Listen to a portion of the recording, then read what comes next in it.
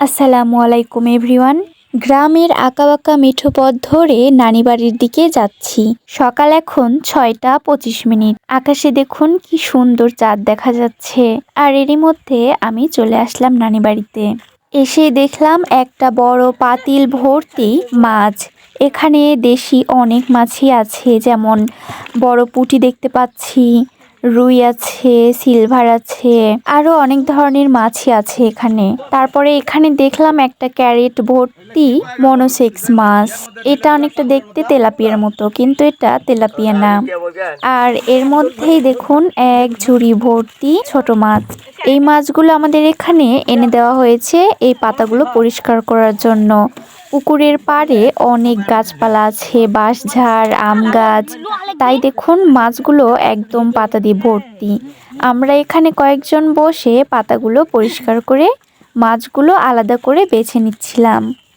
ভাবছেন সকাল সকাল এতগুলো মাছ কোথা থেকে আসলো? আসলে নানি বাড়ির পুকুরে আজকে জাল দিয়ে মাছ ধরা হচ্ছে, তাই বড় মাছের পাশাপাশি এই ছোট মাছগুলো জালে উঠেছে।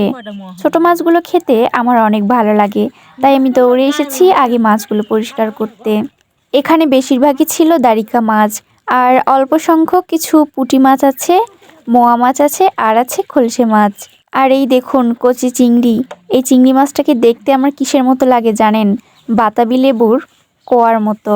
আর এইটা হচ্ছে একটা নতুন প্রজাতির মাছ। এই মাছের নামটা আমরা কেউ বলতে পারি না, অনেকে এটা খায় না, ফেলে দেয়। আপনারা কেউ এই মাছটার নাম জেনে থাকলে অবশ্যই জানাবেন।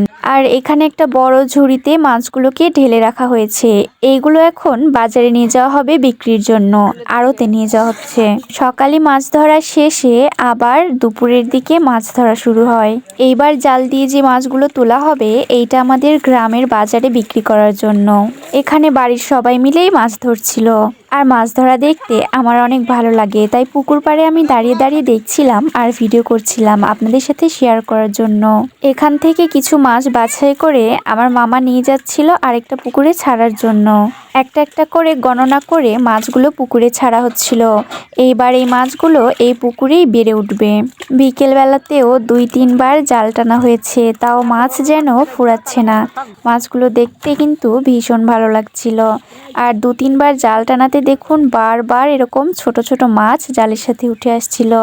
আর আমাদের একটাই কাজ, মাছগুলোর পাতাগুলো পরিষ্কার করে মাছগুলোকে বেছে নেওয়া।